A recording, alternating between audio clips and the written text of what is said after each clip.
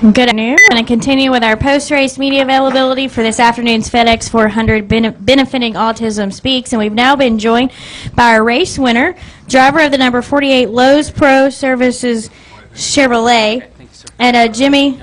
An incredible accomplishment this afternoon. Your 10th victory here at Dover. You become one of 5 drivers who's been able to accomplish that at a particular track, joining the ranks of Richard Petty, Darrell Waltrip, Dale Earnhardt, and David Pearson. And you're also just one lap shy of leading 3,000 laps here at Dover. So an incredible day for the 48 team. Just talk a little bit about the race and being able to come home with your 10th victory. Yeah, just a tough race today. We went from 14th to 5th in pretty quick order. And then just the top 5 cars were so equal that it was just, you couldn't pass. You know, you really just could not get by somebody. If they made a bobble or mistake, you could close up, but then the next set of corners, excuse me, the next set of corners, they would, get back to the bottom and run a line and kind of hold you up, and you couldn't go anywhere. So I really felt like it was going to be a game of inches today. And as the race progressed, my team did a great job on pit road and got me a couple spots. And then I'd lose them on a restart, being pinned down on the inside, and I felt bad for my guys that I couldn't do anything with their awesome pit stops. But when it came to green flag stops, they once again nailed the stops, and we were able to leapfrog some guys on the racetrack. And then that really set up our race at the end, and I was able to finally get to the 4 with 25 to go, get kind of close to them. That first caution came out. And then really I'm just telling myself inside the car that you're locked in. This is an all-or-nothing situation. You need clean air.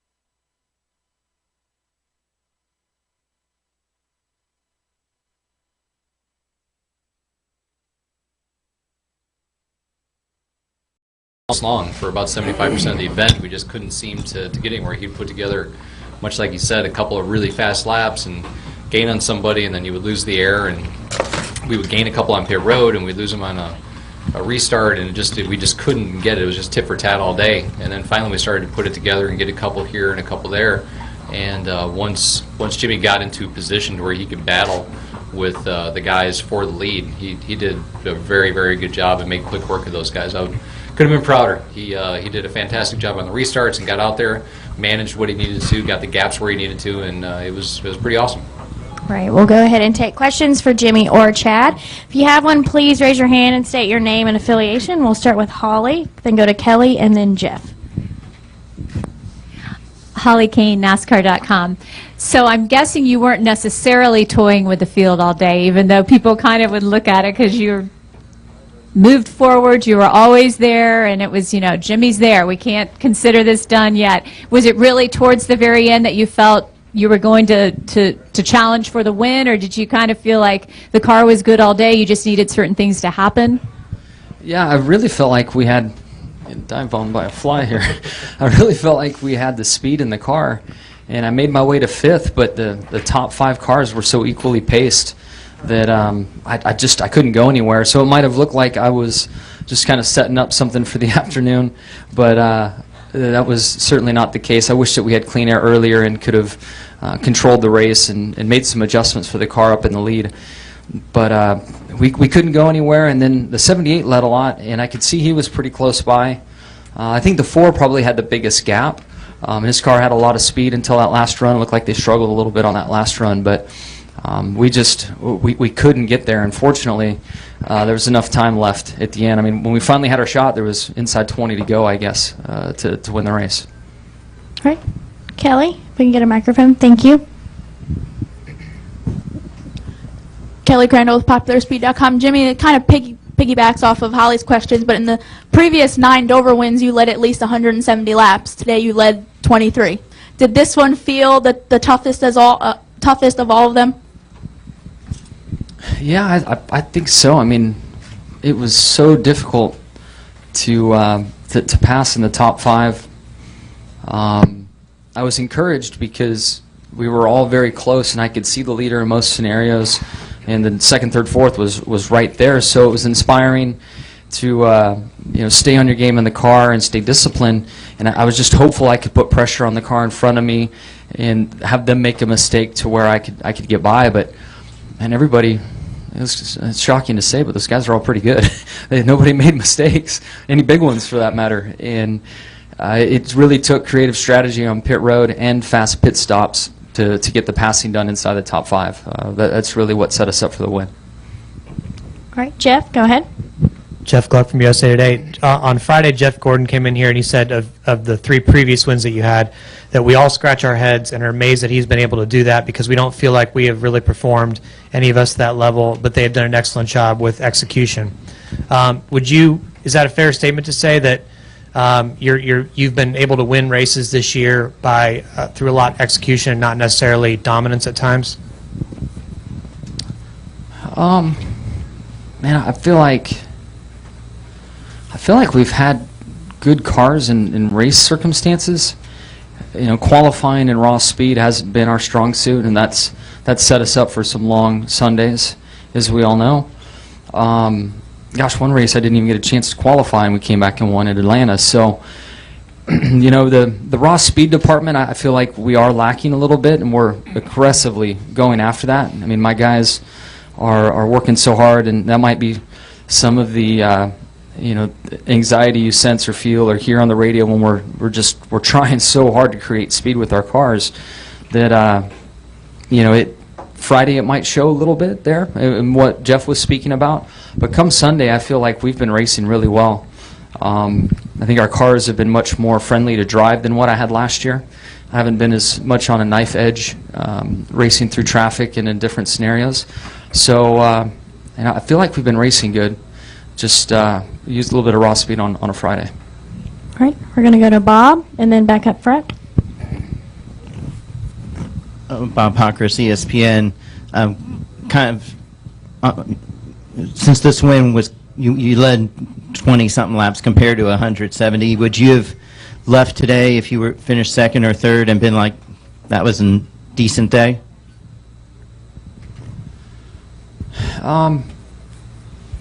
Yeah, I mean, I think that any of the top 5 cars had a chance to win today. It seemed like that last run or two, we got strung out a little bit more than we had all day long. But, up until that point, up until maybe that last set of tires we were on, that kind of went through my mind. I'm like, man, I'm doing all that I can.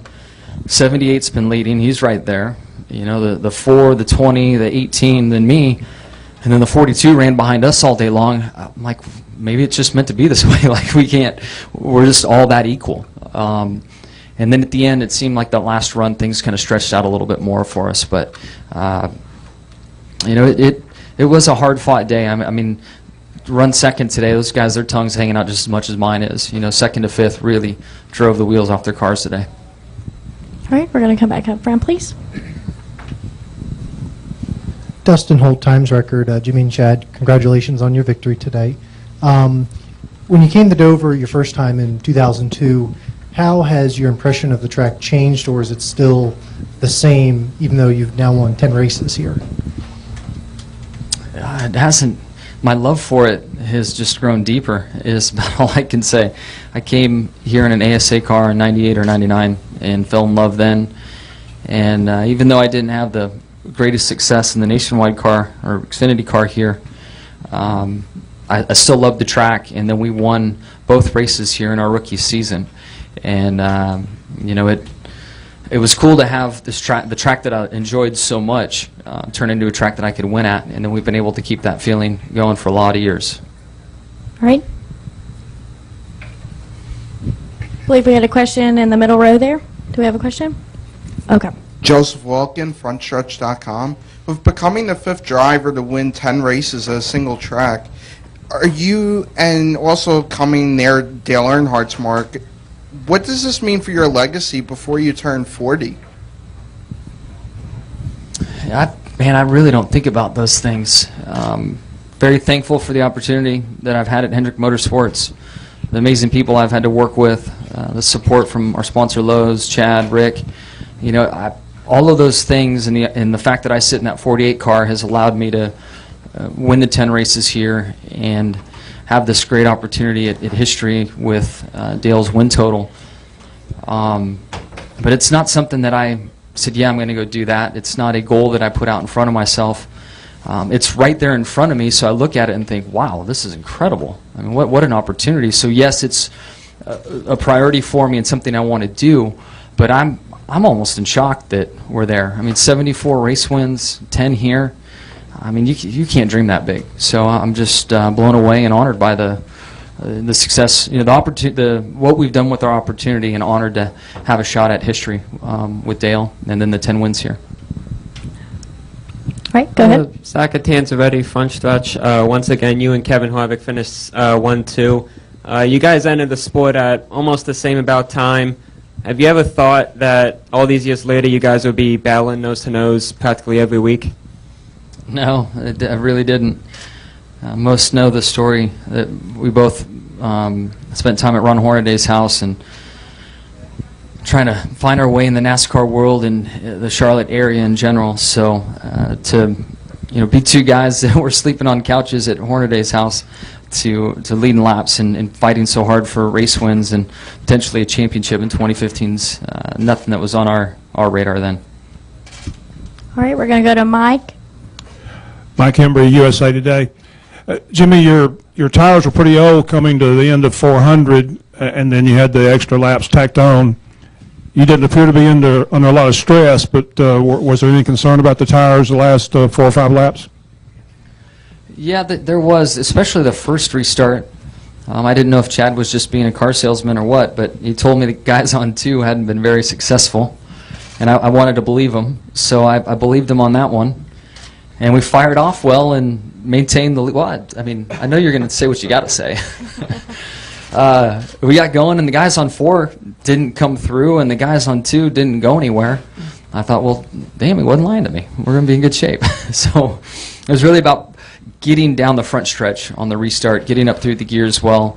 And that last restart, Harvick hammered me in the back of the car and shot me out in front of the 5. And once I had the racetrack to myself, we were in control then. All right. Do we have any final questions for Chad? All right, we'll take our final question for Chad.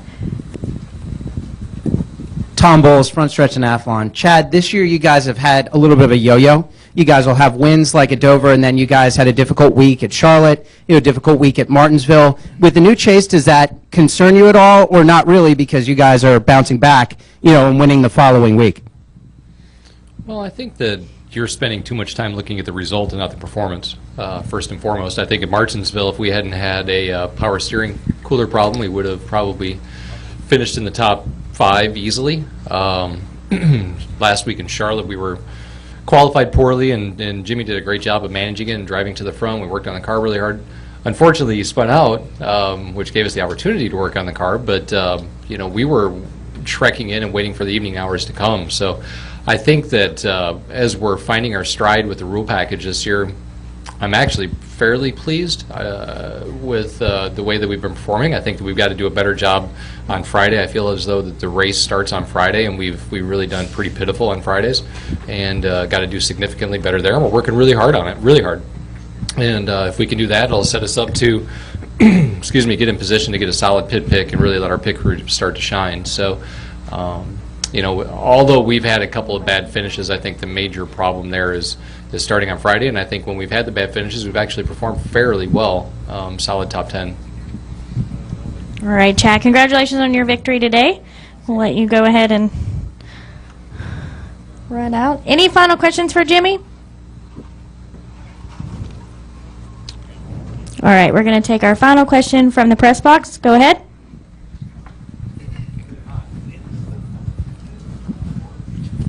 Jimmie, Scott Walsh from the Scranton Times. Two questions. One, could you maybe talk a little bit about the drivers' meeting?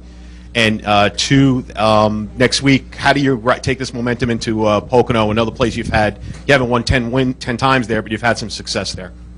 Yeah, the drivers' meeting. What about the drivers' meeting? The drivers' meeting that was last night. I missed that memo. I wasn't there. I was on a bicycle ride. I rode 52 miles yesterday, so hopefully I'm not going to get in trouble for missing a meeting that was taking place. It must have been, gosh, now it's kind of, I don't think I was invited to that meeting. I haven't won enough races or championships. That was for something else. Pocono, I'm excited. It's such a different animal at that racetrack in what creates speed. Last year we had strong performances, year before strong performances, so looking forward to going up there. It's always a fun area, great roads to ride on, do a lot of cycling when I'm there. So just excited to get up there, and what's neat about the position we're in with these wins, fuel strategy is such a player in how the outcome of that race works out, and we can go up there and not care. So that gives us an advantage, and the guys with wins right now can take advantage of that situation in the race on Sunday. All right, Jimmie, we appreciate your time this afternoon. Congratulations on such a historic victory, and we wish you the best of luck in Pocono. Thank you.